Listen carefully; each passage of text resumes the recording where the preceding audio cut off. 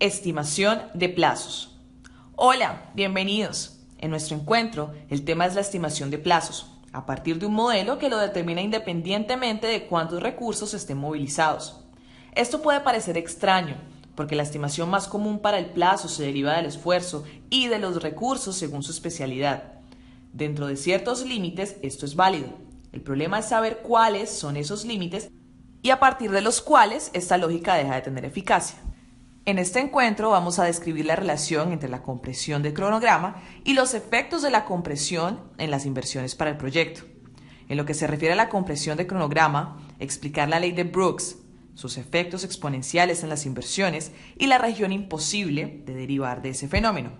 En cuanto a la distensión de cronograma, explicar la ley de Parkinson y sus efectos proporcionales en el esfuerzo invertido, así como el motivo de ella para ser desconsiderada por el COCOMO 2.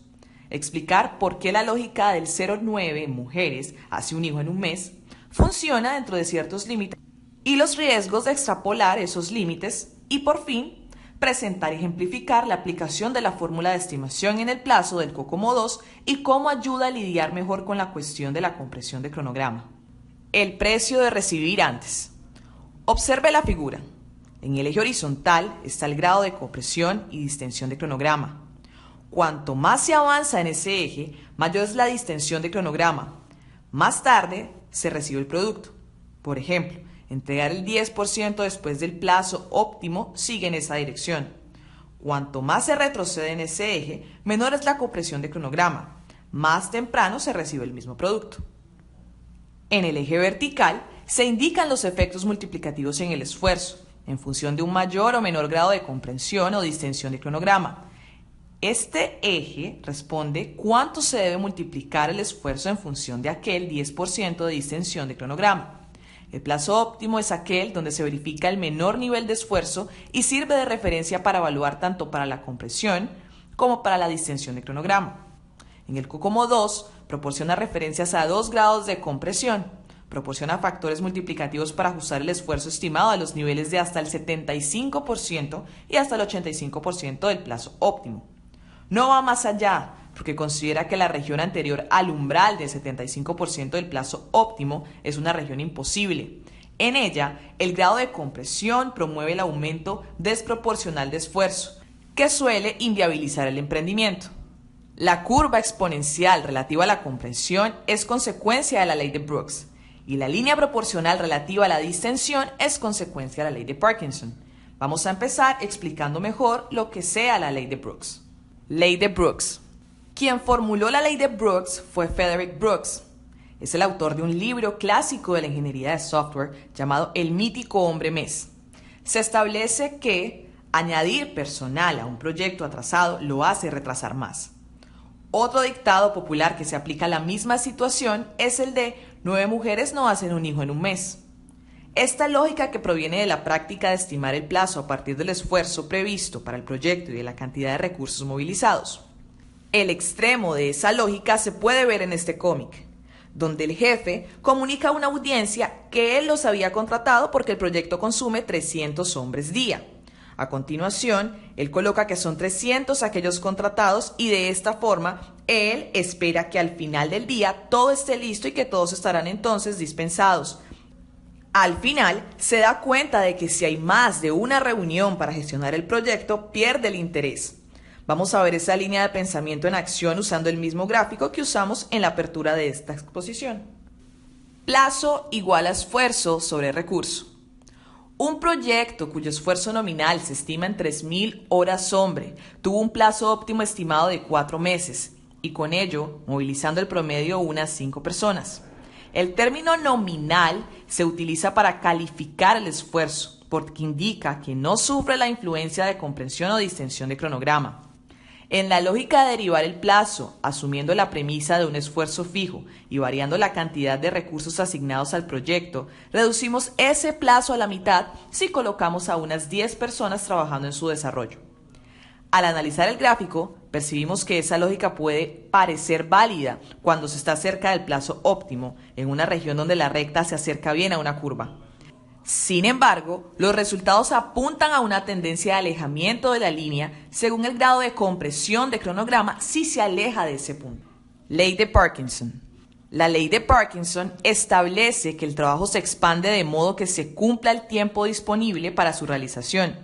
Es decir, una vez el plazo determinado, es nula la probabilidad de que el proyecto termine antes de ese plazo.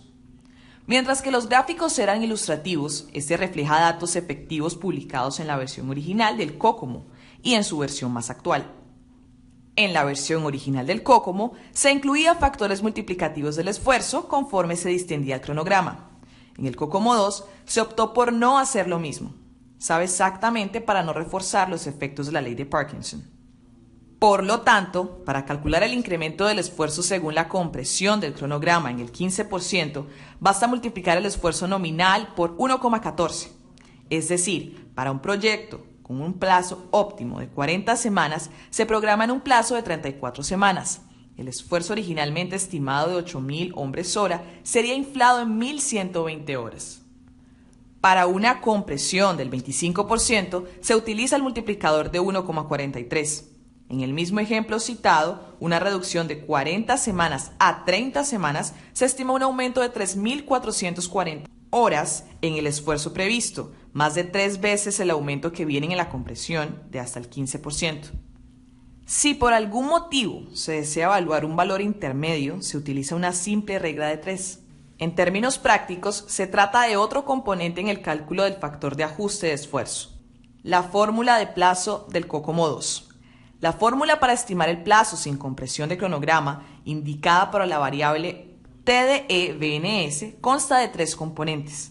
Un primer componente que indica los efectos proporcionales de la productividad, representando por la constante C y cuya calibración por defecto es de 3,67. El segundo componente tiene por objetivo capturar los efectos exponenciales de la productividad y está indicado en la variable F. Esta variable es el resultado de la evaluación de los factores de escala y una constante de productividad D, que representa su componente exponencial y cuya calibración por defecto es de 0,28. Por último, el tercer componente es el esfuerzo, también nominal, indicado por la variable PMNS, es decir, la estimación de esfuerzo aún sin la aplicación de ajustes en función de compresión de cronograma. Para obtener el plazo con la compresión de cronograma, basta con aplicar su porcentaje. Vamos a aplicar esta fórmula en un caso de estimación de plazo. Ejemplo de aplicación. La estimación de esfuerzo, desconsiderando efectos de la compresión de cronograma, fue de 2.681 horas hombre, o cerca de 17 hombre-mes. La suma de los factores de escala resultó 18,87.